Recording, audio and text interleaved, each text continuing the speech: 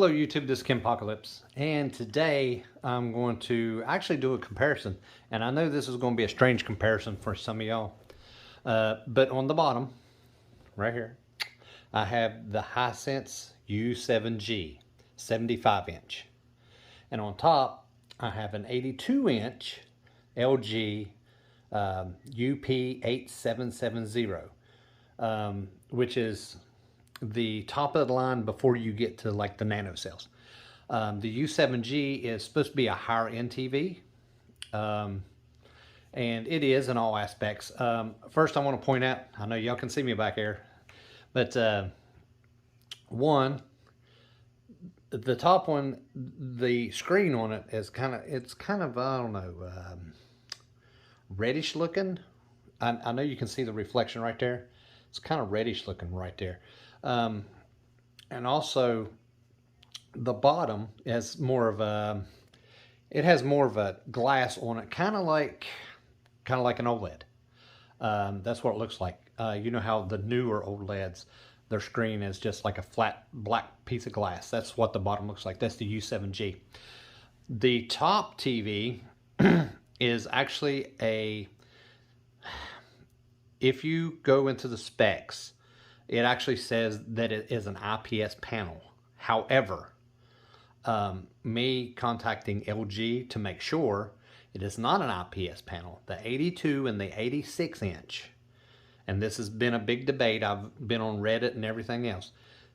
The 82 and 86 is definitely a VA panel. That come from LG. I talked to him. I actually called him back twice because one person said that the 82 was a VA and the 86 was an IPS, but then I read online that it was reversed. The 86 was a VA and the 82 was an IPS. So I called him back. Actually got a hold of an LG service tech, and how I did that was I called customer service. I said, look, I'm doing a review. I need to know what kind of panel this is. And thank God I got a hold of somebody that actually knew what they was doing and said, I'm going to put you in touch with an actual service technician. And I was like, okay. So I got that number and I called, and he sit there and he actually said that he gets that question a lot, especially on bigger screen TVs, because nobody wants an IPS panel because the contrast is, you know, less than spectacular. So he told me, yes, he said the 82 and the 86 LG, and the 86, the 82 from last year, LG, are VA panels. So I got that cleared up. Now the bottom one, there was a big speculation. There was two different versions. There was a VA panel and there was an IPS panel on the 75 inch, U7G. So, after digging and talking to Hisense like more than once, I got the same answer for every time. I got the same answer offline every time when I did my research. It is an IPS panel. Now the 65 and the 55 are VA panels, better contrast. But I mean, all in all, it doesn't do a bad job, but it does suffer from IPS bloom. I'm not going to lie about that. Now, when it's a bright, beautiful a bright, beautiful picture, like something bright, and it takes up the whole screen, it looks excellent. I mean, it's a beautiful TV. However, if you, especially, okay, one of my test videos is Stranger Things. If you go into Stranger Things, and there's certain scenes like towards the end of the second season when they're in the cave and they're seeing the oh, I can't think of his name, I'm sorry. The guy with the teeth. Once you see his pet that he took home laying there dying, and if you have a VA panel, it looks clear and you can make out, you know, the bluish tint around the animal and stuff. However, on the IPS panel on the U7G, it's bright and you can see the detail, but there's a lot of gray shading around it, and it just doesn't look good. It looks like that the blacks are actually gray instead of black. Anyway, I'm going to get on with the video. I just want to talk about the panels for a second before I got started. Now, I will say this. This is the two controllers. LG, of course, Magic Remote, the U7G. Now I'm going to show you something amazing. You're going to love this, right? See, power button, I'm not touching this one. Look, power button on the LG controller.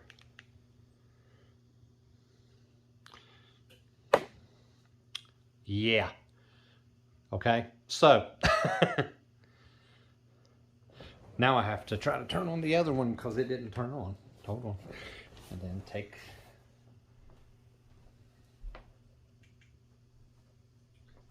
Okay. Now we're getting all set. Okay. Now let me get the LG home.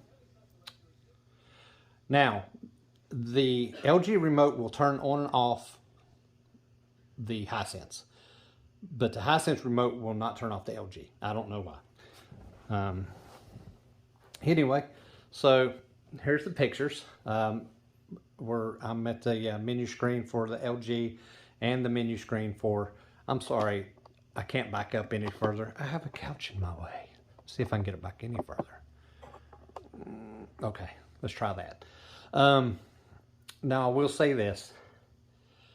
If you look right here, and I don't know how well you can see it, both TVs look identical. Both pictures look identical. They're just as bright. They have just as much color, both of them, okay? Now, if I go to, let's see, we'll go Netflix on that one and Netflix on this one. And I'm going to try not to get busted here.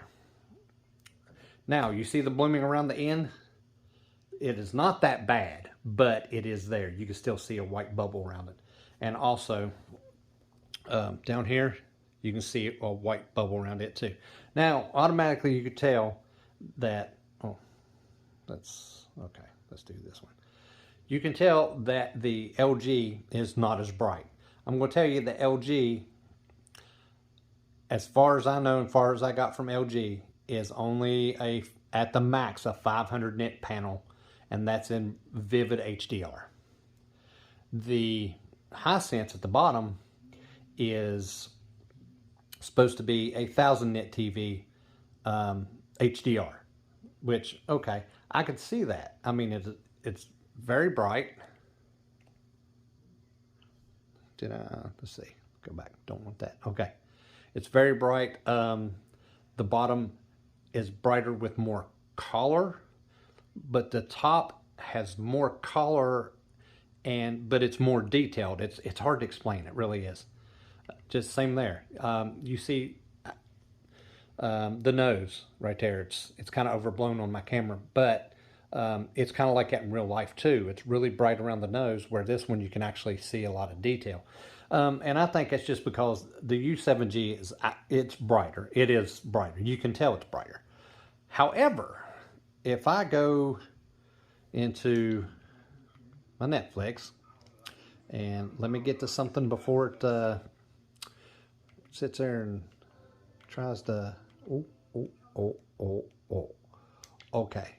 Now, you can tell right there, hold on. Hold on.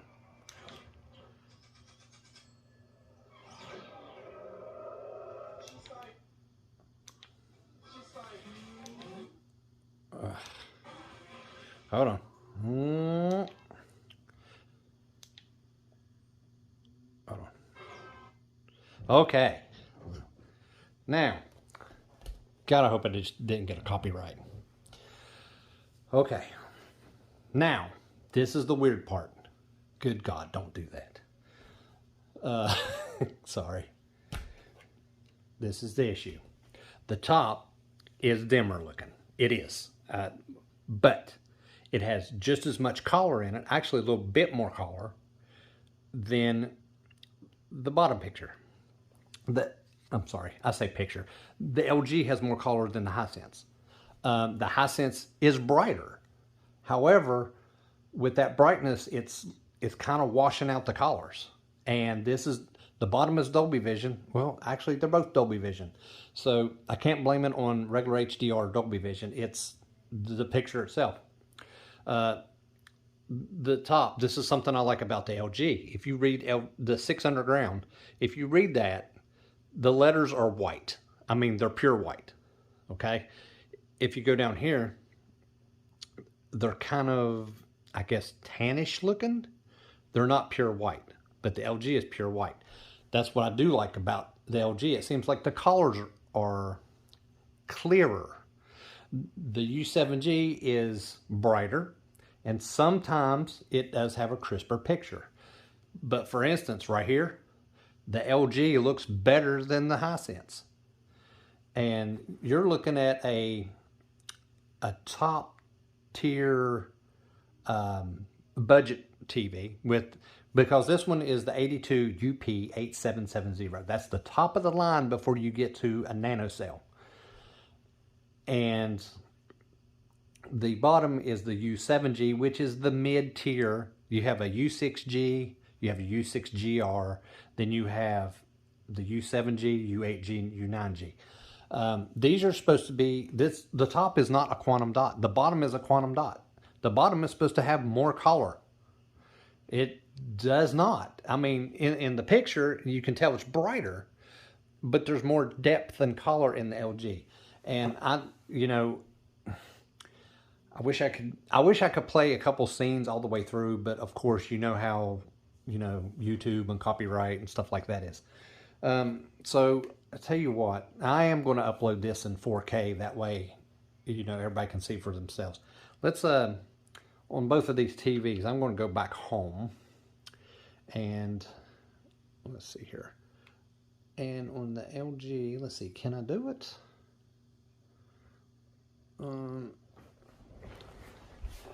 It's hard to do when you can't see. Okay, we're going to go into YouTube. Okay. And yay, they're both me. So, all right. So, oh yeah, let's mute that and mute that. Okay. So, I don't want to steal Corey the Great's footage there. So, what I am going to do is I'm going to go into this demo. Okay. And I'm going to hit them both at the same time. Hopefully they load at the same time. Of course, because they're different commercials. Okay. Oh, well, see. Okay. Commercial, commercial, commercial. You know what I'm saying?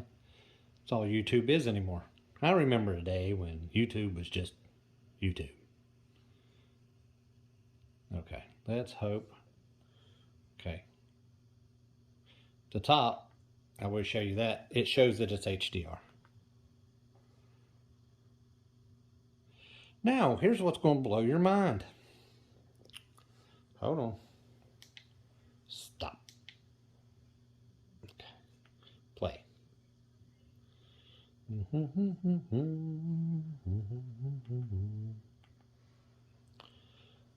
Okay, let's play. And hopefully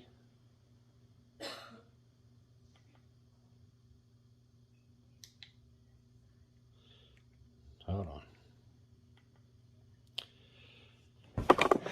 Oh, sorry. Okay.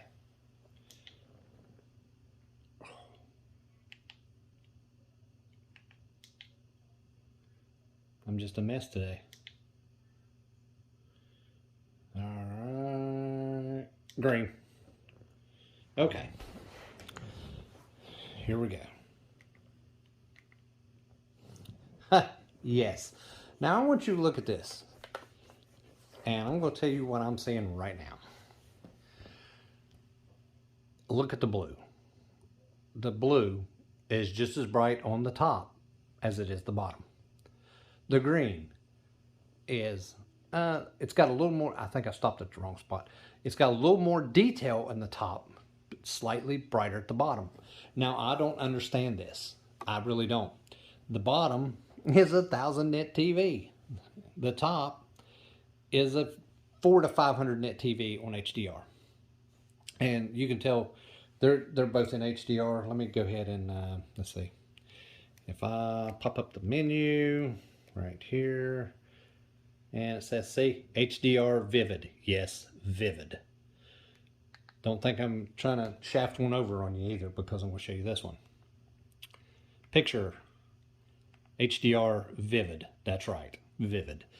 So I stick everything I got on HDR vivid or Dolby Vision vivid. I'm going to tell you why. And a lot of people's like, oh, vivid's the least accurate. You're right, it is the least accurate. However, when you're playing HDR or Dolby Vision content, your TV decreases the, what did they call it?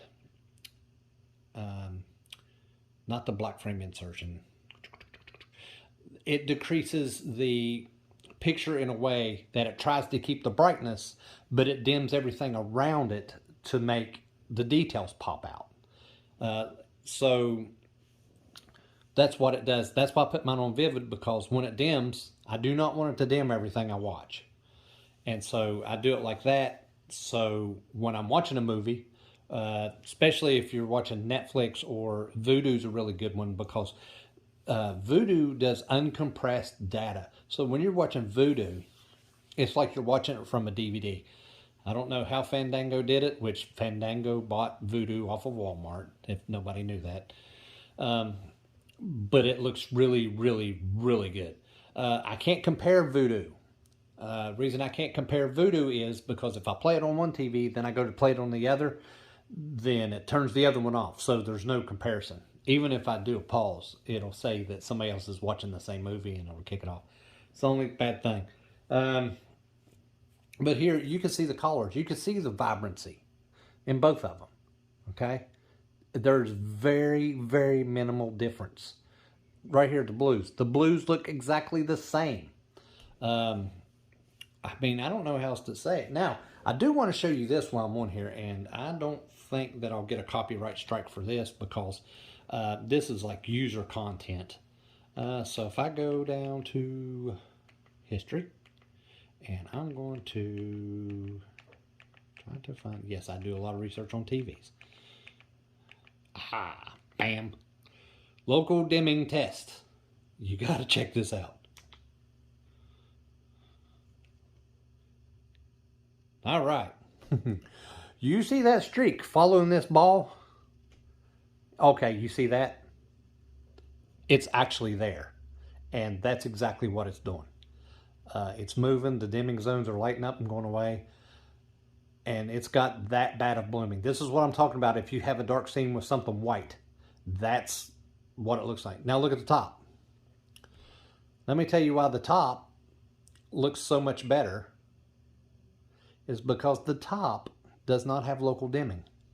It has a full array backlight, but not local dimming.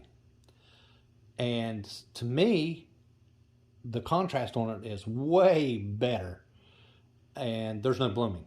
And when I watch movies, I want to watch on an 82-inch, and it has no blooming. And the bottom, I've watched several things. I've watched things that had scenes in them that were not even supposed to be like dark scenes. It was like, okay, it was the Eternals.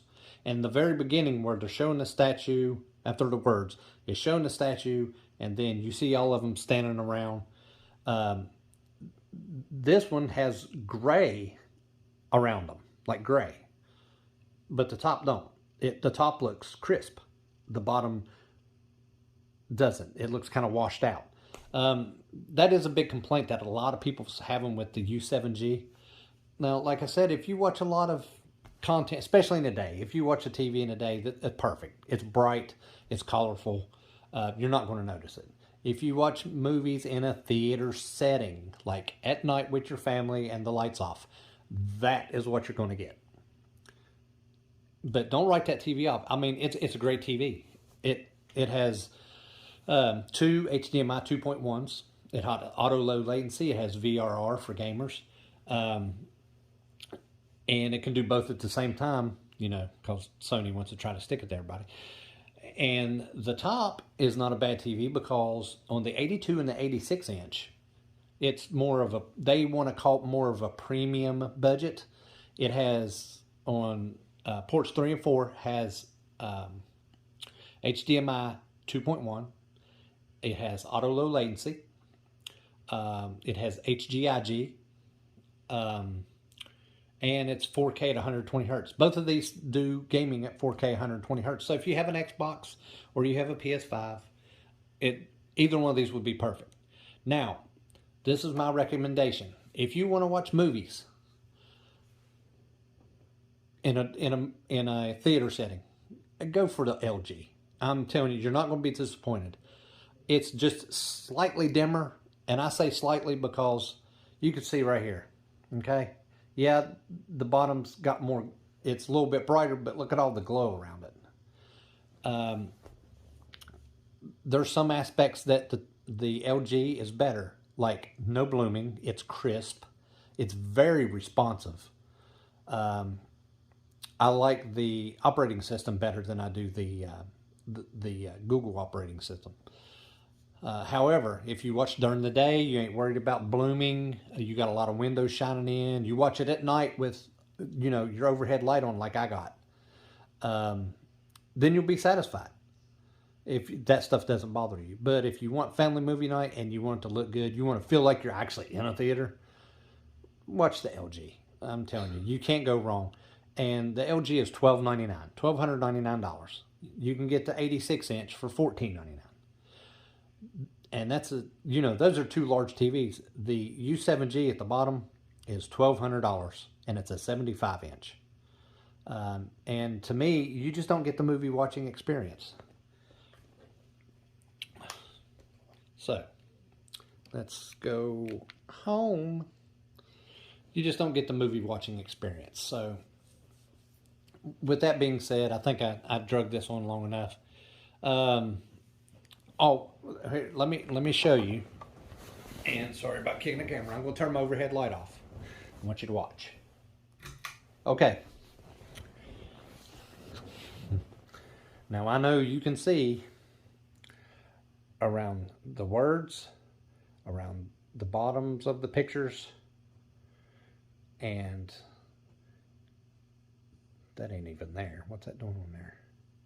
Anyway, you could see that it's blown out. It really is. It's looking pretty bad. Let me go back to YouTube. That way, I just want to show y'all this. That's what it looks like, and it's what it truly looks like. And it looks like there's a trail following it. And I'm not knocking the Hisense. The Hisense it's a bright, beautiful color TV. It is a QLED TV. It's got quantum dots.